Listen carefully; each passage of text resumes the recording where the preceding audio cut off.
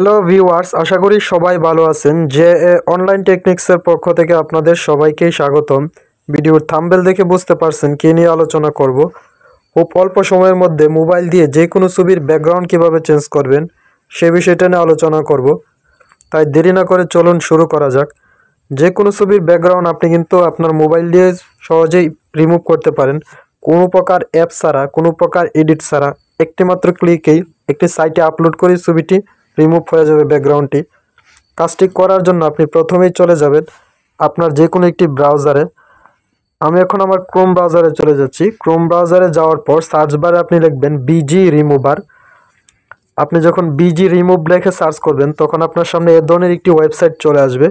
Website লিঙ্কটি আমি আমার ভিডিও ডেসক্রিপশনে দিয়ে দিব। এখন আপনার কাজ হলো এই ওয়েবসাইটটির মধ্যে প্রবেশ করা। ওয়েবসাইটটির মধ্যে প্রবেশ করার পর আপনাকে এ ধরনের একটি পেজে নিয়ে আসবে, আর এই পেজের মধ্যে আপনি আপলোড ইমেজ নামে একটি অপশন দেখতে পাবেন। এখন আপনার কাজ হলো এই আপলোড ইমেজ অপশনটির উপর একটি ক্লিক করা।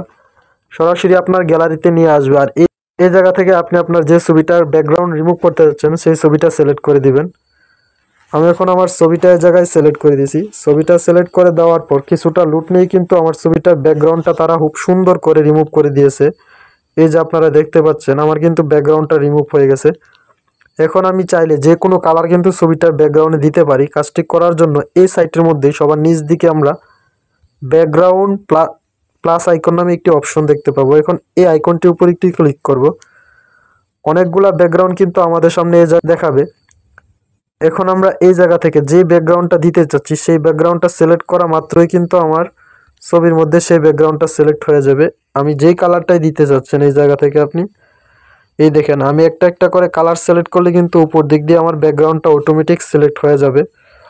ব্যাকগ্রাউন্ডটি সিলেক্ট করার পর আপনি ডান দিকে একটি ক্রস চিহ্ন দেখতে পাবেন। এখন আপনার কাছে এই ক্রস চিহ্নটির উপর একটি ক্লিক করা।